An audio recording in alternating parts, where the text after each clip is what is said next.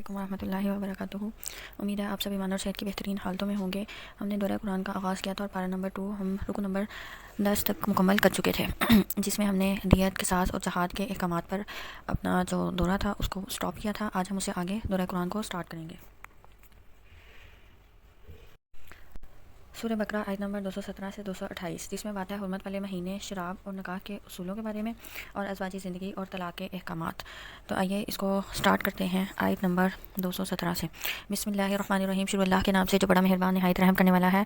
ए नबी, लोग आपसे हुर्मत वाले महीने के बारे में पूछते हैं कि इसमें लड़ाई कैसी है। कह दीजिए, इसमें लड़ाई करना बहुत बड़ा गुनाह है और लोगों को अल्लाह के रास्ते से रोकना और अल्लाह के साथ कुफर करना और मस्जिद हराम से रोकना और हरम के रहने वालों को वहाँ से निकालना अल्लाह के नज़दीक इससे भी बड़ा गुनाह है और फितना अंगेज़ कत्ल से कहीं बड़ा गुनाह है। और वो काफिर तो हमेशा तुमसे लड़ते रहेंगे यहाँ तक कि अगर उनका बस चले तो वो तुम्हें तुम्हारे दीन से फेर दें। और तुम में से वो शख्स जो अपने दीन से फिर जाए, फिर वो हालत कुफर में ही मर जाए, तो उन्हीं लोगों के अमाल दुनिया और आखिरत दोनों में बर्बाद हो गए और वो लोग दोस्ती हैं और वो इसमें हमेशा रहेंगे। यहाँ पे ये कहा जा रहा है कि ये जो सबसे पहले हुर्मत वाले महीनों की बात की है, इसमें बात ये है कि जो साहबा नबी सल्लल्लाहु अलैहि वसल्लम के ज़माने में एक मुसलमान फौजी दस्ते के हाथों रजब के महीने में एक काफिर कत्ल हो गया था और बाज़ काफिर उन्होंने कैदी बना लिए थे। मुसलमानों को उस वक्त इल्म नहीं था कि रजब का महीना शुरू हो चुका है, क्योंकि 4 महीने जो है वो हुर्मत वाले बनाए गए हैं, रजब, ज़ुल्क़दा, ज़ुल्हिज्जा और मुहर्रम। तो इन 4 महीनों में किताल जिताल जो है इसे मना किया गया है। उन्हें पता नहीं था कि रजब का महीना शुरू हो चुका है, तो उस पर काफिरों ने ये कहा था कि ये देखो कि ये खुद हुर्मत वाले महीने की हुर्मत का भी इन्होंने ख्याल नहीं रखा और एक काफिर को कत्ल कर दिया। तो इस बात पे अल्लाह ने कहा कि वो जो काफिर काम करते हैं वो इन सबसे भी ज़्यादा बड़ा है, यानी वो मस्जिद हराम से रोकते हैं, अल्लाह के साथ कुफर करते हैं और ये सब जो है ये उससे भी बड़ा गुनाह है जो काफिर करते हैं। फिर उसके बाद मुर्तद का बताया गया कि जो शख्स दीन से मुर्तद हो जाए, यानी जो शख्स इस्लाम से फिर जाए और तौबा ना करे, तो दुनिया में उसकी सज़ा कत्ल है। और हदीस में आता है मन बदला दीनुहु फ़क़्तुलूहु, जिसने अपने दीन को बदल लिया बस उसको कत्ल कर दो। और आयत के आखिरी हिस्से से मालूम हुआ कि अगर ऐसा शख्स मुर्तद होने के बाद इस दुनिया से चला जाए, मर जाए, तो फिर उसके सारे अमाल ज़ाया हो जाते हैं और उसका ठिकाना दोज़ख ही होता है। बेशक जो लोग ईमान लाए और जिन्होंने हिजरत की और अल्लाह की राह में जहाद किया, वही लोग अल्लाह की रहमत की उम्मीद रखते हैं और अल्लाह बहुत बख्शने वाला, बहुत रहम करने वाला है। ए नबी, लोग आपसे शराब और जुए के बारे में सवाल करते हैं। ऊपर ये हिजरत का बताया गया है। पहले हिजरत ये होती थी कि जिस इलाके में आपको आपका दीन सीखने से रोका जा रहा है या आप खुल कर अपना दीन नहीं सीख सकते या उस पर अमल नहीं कर सकते, तो वहाँ से लोग हिजरत कर जाते थे। आज भी मतलब हिजरत होती है लेकिन बहुत कम है। लेकिन सबसे बड़ी जो हिजरत है वो ये है कि इंसान जो है वो बुराई से नेकी की तरफ हिजरत करे। जैसे हमने कल जहाद के बारे में देखा था कि सबसे बड़ा जहाद अपने नफ्स के साथ है, इसी तरह सबसे बड़ी जो हिजरत है वो बुराइयों से नेकी की तरफ हिजरत है। क्योंकि आज के दौर में इस तरह वो जंगों के मैदान नहीं लगते या इस तरह से जंगें नहीं होती, लेकिन जो फितने बर्पा हैं उनसे खुद को बचाना और बुराई से नेकी की तरफ जाना, ये भी बहुत बड़ी हिजरत है। अल्लाह से दुआ करते हैं कि अल्लाह पाक हमें इस हिजरत की तौफीक अता फरमाए। आगे है शराब और जुए के बारे में, वो आपसे सवाल करते हैं। कह दीजिए, इन दोनों में बड़ा गुनाह है और लोगों के लिए कुछ फ़ायदा भी है और इन दोनों का गुनाह उनके फ़ायदे से बहुत बड़ा है। और वो आपसे पूछते हैं क्या खर्च करें। कह दीजिए, जो ज़रूरत से ज़ायद हो। यहाँ पे जो शराब और जुआ है, शराब और जुए के बज़ाहिर तो हमें फ़ायदे नज़र आते हैं। मतलब जुए में देखें कि वो 2 लोग जो हैं जुआ खेलते हैं तो एक को बहुत ज़्यादा फ़ायदा हो जाता है और दूसरे को नुकसान हो जाता है। तो इस्लाम ने इस चीज़ को नापसंद फरमाया है। इस्लाम जो है वो ये चाहता है कि बराबरी का मामला किया जाए। अगर कोई तिजारत कर रहा है तो या फिर कोई कारोबार कर रहा है मिलकर, तो दोनों जो है वो हिस्सेदार होंगे, शरीक होंगे उस कारोबार में। ऐसा नहीं होगा कि नुकसान एक के हिस्से में और फ़ायदा दूसरे के हिस्से में। इसी तरह जो शराब है, जब इंसान शराब पीता है तो उसकी जो अकल है वो उस पर एक तरह का पर्दा डल जाता है और उसको ना तो याद रहता है कि वो क्या कर रहा है, ना ही उसकी समझ काम करती है। तो इस तरह के हालात में इंसान कुछ भी कर सकता है। इस वजह से शराब और जुए से मना किया गया है और कहा कि उनका गुनाह ज़्यादा बड़ा है उनके फ़ायदे से।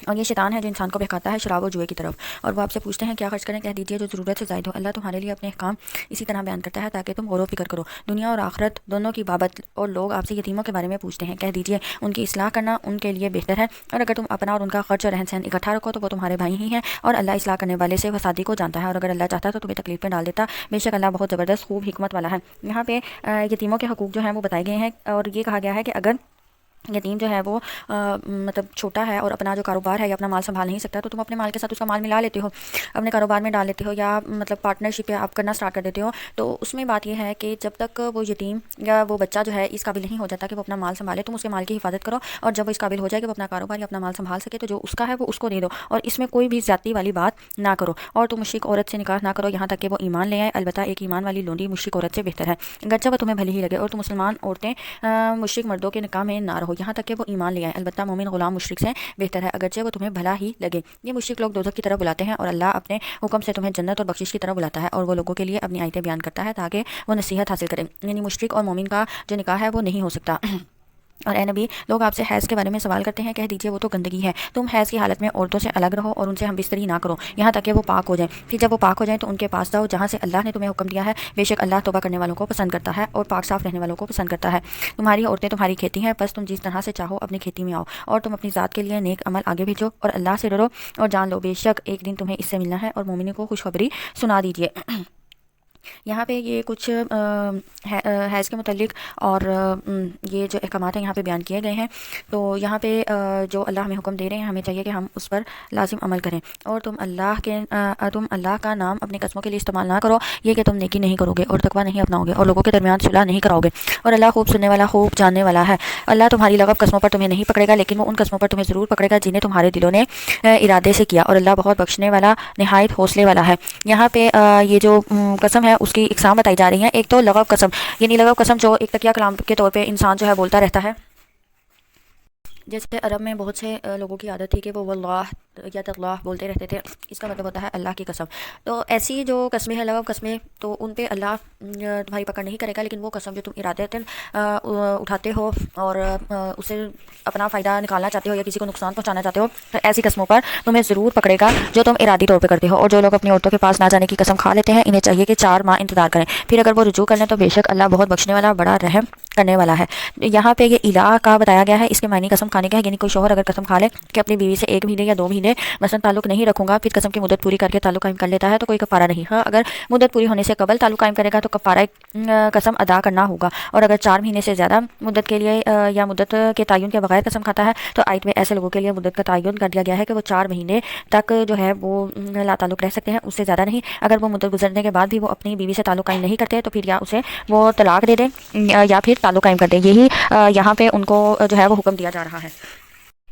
یہ تھے الہ کے احکامات، آگے دیکھتے ہیں۔ اور اگر انہوں نے طلاق ہی کی ٹھان لی ہو تو بے شک اللہ خوب سننے والا خوب جاننے والا ہے۔ اور متعلقہ عورتیں 3 حیض تک اپنے آپ کو انتظار میں رکھیں، یعنی ان کی عدت 3 حیض ہے، اور ان کے لیے جائز نہیں کہ اللہ نے ان کے پیٹ میں جو کچھ پیدا کیا ہے اسے چھپائیں، یعنی جو حمل والی عورت ہے اگر اس کو طلاق ہو جاتی ہے تو وجہ حمل تک اس کی عدت ہوگی، اگر وہ اللہ اور روز آخرت پر ایمان رکھتی ہیں تو ایسا ہرگز نہ کریں، اور ان کے خاوند اگر اصلاح کا ارادہ رکھتے ہوں تو وہ زیادہ حقدار ہیں کہ انہیں اس مدت میں لوٹا لیں، اور دستور کے مطابق عورتوں کے لیے مردوں پر ویسے ہی حقوق ہیں جیسے مردوں کے لیے عورتوں پر، یعنی دونوں کے حقوق ایک دوسرے سے ملتے جلتے ہیں جن کا پورا کرنا دونوں پر شرعاً ضروری ہے یا پابند ہے، اور مردوں کے لیے ان پر ایک فضیلت ہے، اور اللہ خوب غالب حکمت والا ہے۔ آگے آیت نمبر 229 سے ہم سٹارٹ کرتے ہیں اگلا ٹاپک۔ 229 سے 242 میں بات ہے طلاق، عدت اور بچوں کے حقوق، بیوہ، نکاح اور عورتوں کے حقوق۔ تو آئیے اس کو دیکھتے ہیں۔ آیت 229 سے طلاق رجعی 2 مرتبہ ہے، پھر یا تو عورت کو دستور کے مطابق روک لیا جائے یا بھلائی کے ساتھ چھوڑ دیا جائے۔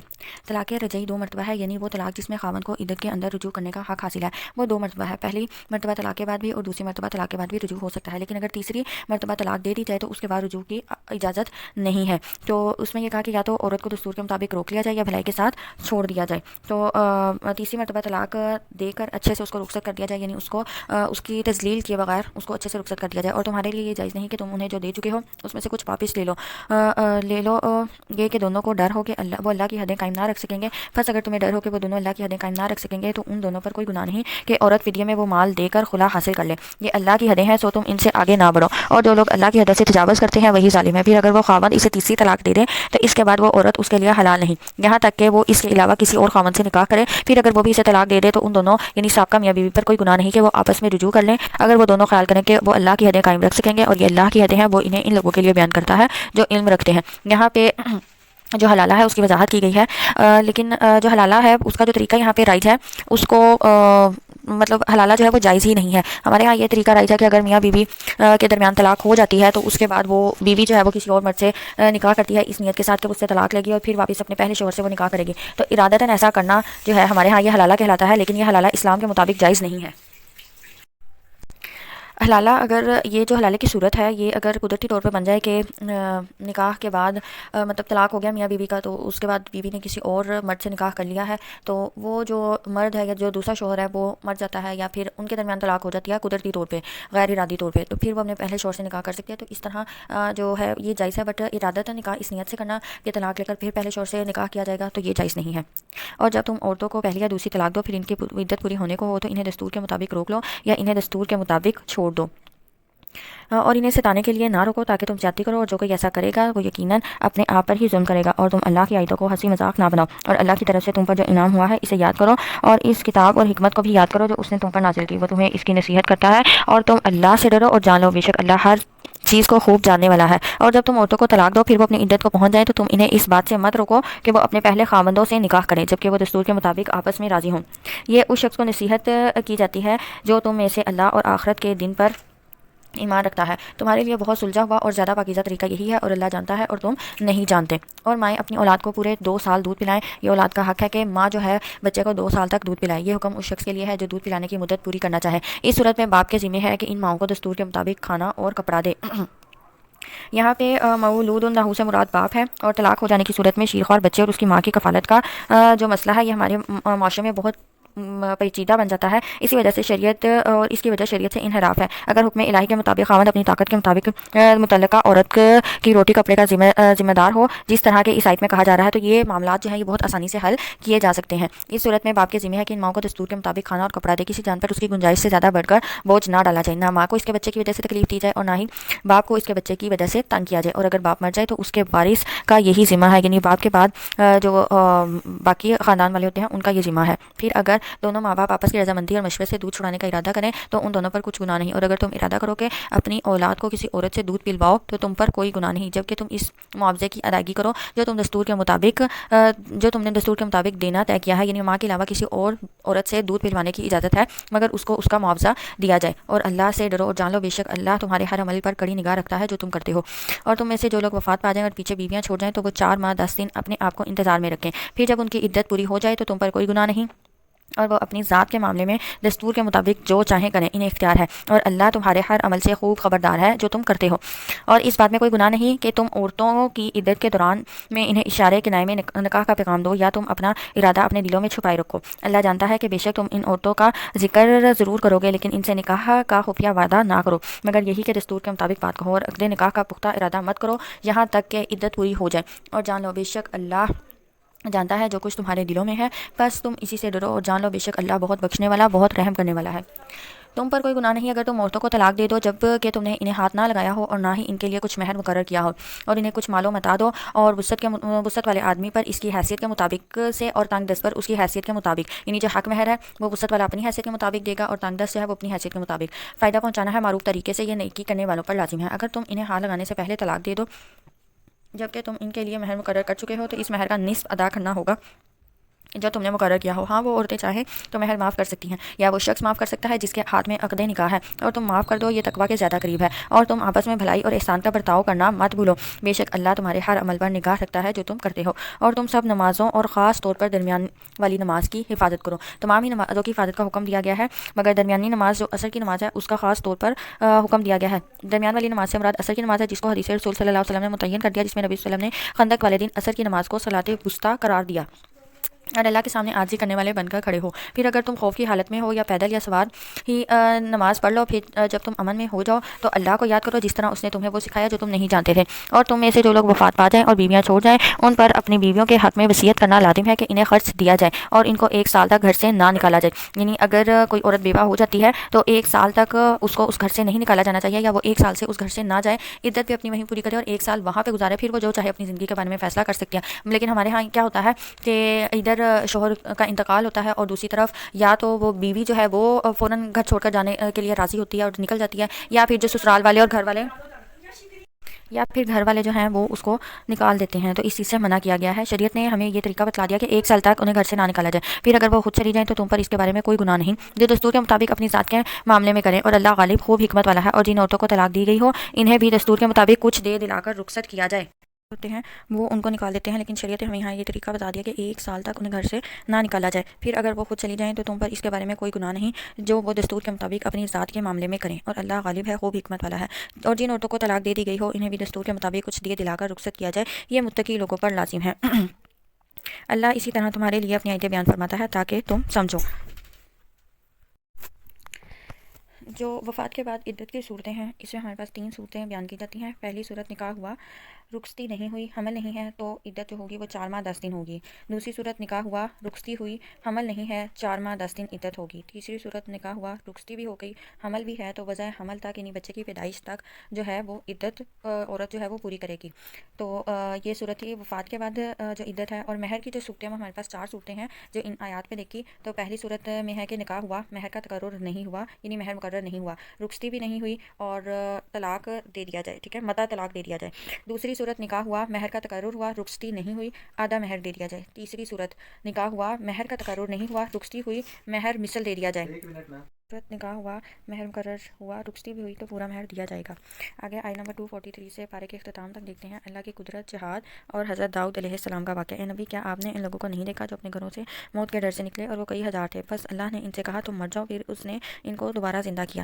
یہاں پہ یہ کس قوم کے بارے میں ہے، یہ اس کا تو ذکر ہمیں کسی حدیث سے نہیں ملتا، لیکن یہاں پہ اللہ نے اپنی قدرت کی نشانی دکھا دی اور یہ سمجھا دیا کہ اللہ کی تقدیر سے تم بچ کر کہیں نہیں جا سکتے۔ دوسرا یہ کہ انسانوں کی آخری جائے اپنا اللہ ہی کی ذات ہے، اور تیسرا یہ کہ اللہ دوبارہ پیدا کرنے پر قادر ہے۔ بے شک اللہ لوگوں پر فضل کرنے والا، لیکن اکثر لوگ شکر نہیں کرتے۔ تم اللہ کی راہ میں لڑو اور جان لو بے شک اللہ خوب سننے والا، خوب جاننے والا ہے۔ کون ہے جو اللہ کو قرض حسنہ دے، پھر اللہ وہ مال اس کے لیے کئی گنا بڑھا دے؟ قرض حسنہ سے مراد کہ اللہ کی راہ میں جہاد میں مال خرچ کرنا، اور رزق کی کشادگی اور کمی کا اختیار بھی اللہ ہی کے پاس ہے، اور وہ تمہاری آزمائش کرتا ہے، تمہیں رزق کم دے کر بھی اور تمہیں رزق زیادہ دے کر بھی۔ لیکن جو شخص اللہ کی راہ میں خرچ کرتا ہے تو اللہ اس کے مال کو کئی گنا بڑھا دیتے ہیں اور تم اسی کی طرف لوٹائے جاؤ گے۔ اے نبی، کیا آپ نے موسیٰ کے بعد بنی اسرائیل کی ایک جماعت نہیں دیکھی جب انہوں نے اپنے نبی سے کہا آپ ہمارے لیے ایک بادشاہ مقرر کر دیں تاکہ ہم اللہ کی راہ میں لڑیں؟ یہاں پہ یہ کسی قوم کے ان اشراف، سردار اور اہل حل و عقد کو کہا جاتا ہے جو خاص مشیر اور قائد ہوتے ہیں، جو یہ مالا ای کا یہاں پہ جو لفظ ہے اور اس کے جو لغوی معنی وہ بھرنے کے ہیں، اور جس پیغمبر کا یہاں پہ ذکر ہے اس کا نام جو ہے وہ یہ ہے کہ بنو اسرائیل حضرت موسیٰ کے بعد کچھ عرصے تک تو ٹھیک رہے، پھر ان میں انحراف آ گیا، دین میں بدعات ایجاد کر لی، حتیٰ کہ بعد میں بتوں کی پوجا شروع کر دی۔ انبیاء ان کو روکتے رہے لیکن یہ معصیت اور شرک سے باز نہیں آئے۔ اس کے نتیجے میں اللہ تعالیٰ نے ان کے دشمنوں کو ان پر مسلط کر دیا، جنہوں نے ان کے علاقے بھی چھین لیا اور ان کی ایک بڑی تعداد کو قیدی بھی بنا لیا۔ ان میں نبوت وغیرہ کا سلسلہ بھی منقطع ہو گیا۔ بالآخر بعض لوگوں کی دعاؤں سے ایک نبی پیدا ہوئے جنہوں نے دعوت و تبلیغ کا کام شروع کیا۔ انہوں نے پیغمبر سے مطالبہ کیا کہ ہمارے لیے ایک بادشاہ مقرر کریں جس کی قیادت میں ہم دشمنوں سے لڑیں۔ پیغمبر نے ان کے سابقہ کردار کے پیش نظر کہا تم مطالبہ تو کر رہے ہو لیکن میرا اندازہ یہ ہے کہ تم اپنی بات پر قائم نہیں رہو گے، چنانچہ ایسا ہی ہوا جیسا کہ قرآن میں بیان کیا جا رہا ہے۔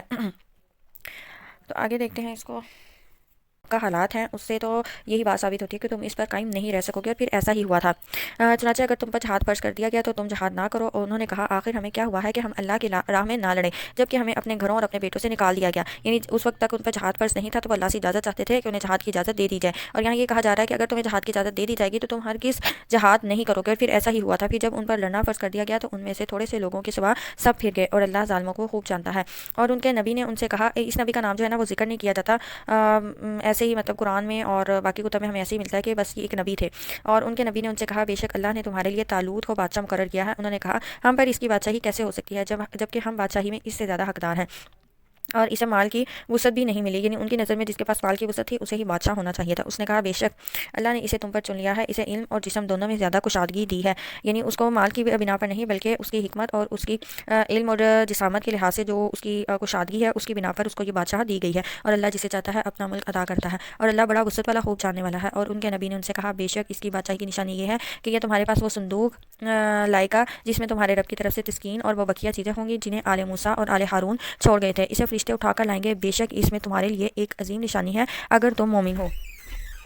یہ جو صندوق تھا تابوت، یہ توب سے ہے جس کے معنی رجوع کرنے کے ہیں۔ اس کو جو بنی اسرائیل ہیں وہ تبرک کے لیے اس کی طرف رجوع کرتے تھے، اور اس تابوت میں حضرت موسیٰ اور حضرت ہارون علیہ السلام کے تبرکات تھے، اور دشمن جو تھے یہ ان سے چھین کر لے گئے تھے۔ تو اللہ نے یہاں پہ یہ نشانی بتائی تھی کہ وہ جو طالوت ہے اس کے دروازے پر یہ جو صندوق ہے یہ پہنچا دیا جائے گا۔